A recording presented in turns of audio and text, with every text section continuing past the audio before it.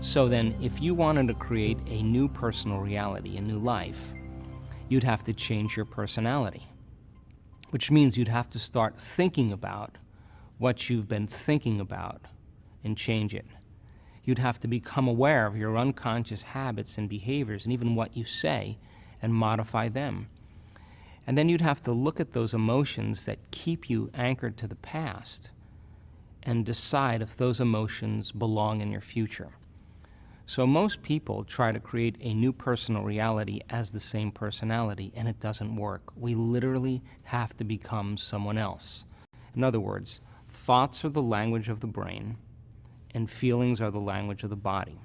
And how you think and how you feel creates a state of being. So most people have experiences in their life that brand them emotionally. They feel fear, they feel anger, they feel bitterness, they feel frustration, they feel insecurity. And those emotions then become part of their identity.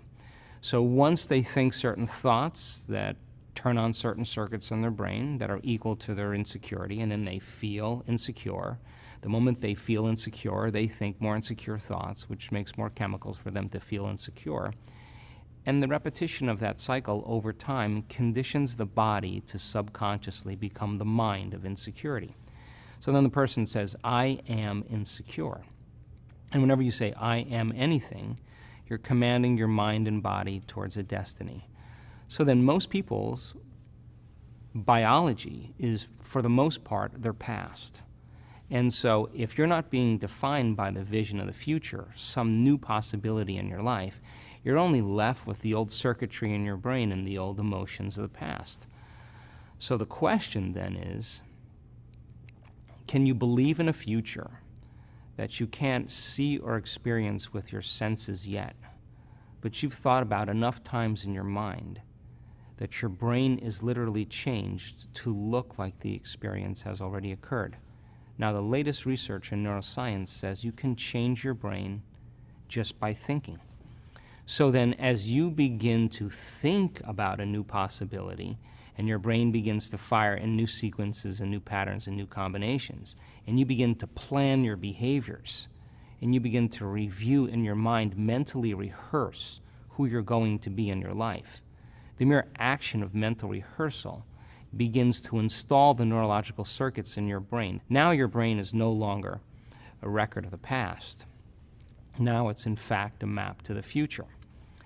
And if you were then to begin to emotionally embrace your future before it's made manifest, in other words, you're not waiting for your healing to feel wholeness. You're not waiting for your new relationship to feel love. You're not waiting for the mystical moment to feel awe. You're not waiting for your success to feel empowered. That's the old model of reality, of cause and effect. In other words, the materialist, the person who's waiting for their wealth to come to feel abundance, they're living by that model of cause and effect. But the quantum model is about causing an effect, which means you begin to experience your own worthiness and your abundance before it occurs. You have to feel wholeness in order for your healing to occur. We have to feel love for ourselves and love for life in order for us to have love in our life.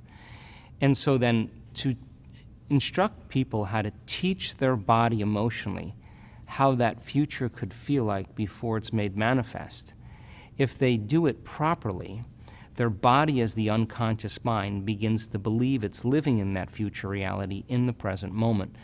And they're beginning to signal new genes in new ways that begins to change their body to look like the event has already occurred. So the process of change in the meditative model requires unlearning and relearning. It requires breaking the habit of the old self and reinventing a new self. What we say in neuroscience, pruning synaptic connections and sprouting new connections, unfiring and unwiring and refiring and rewiring, unmemorizing emotions that are stored in the body and then reconditioning the body to a new mind and to a new emotion, no longer signaling the same genes in the same way, but signaling new genes in new ways. Beginning to pull your energy out of the past and beginning to invest your energy into the future. What we're teaching people how to do is not to pray to have their prayers answered, but to get up from their meditations as if their prayers are already answered.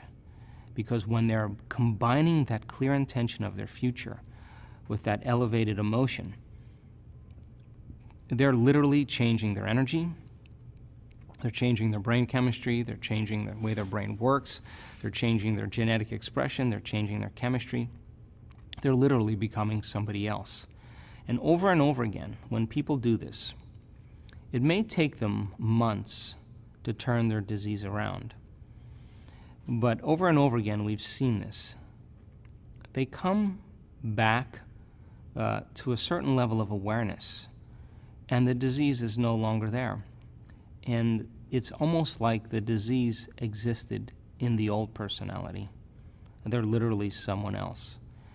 And we've seen it enough times now to know that people reach a certain point with themselves where they feel so whole. They feel so satisfied with who they are. They feel so happy with themselves and their lives that they could care less if they have the disease. And that's the moment it goes away over and over again.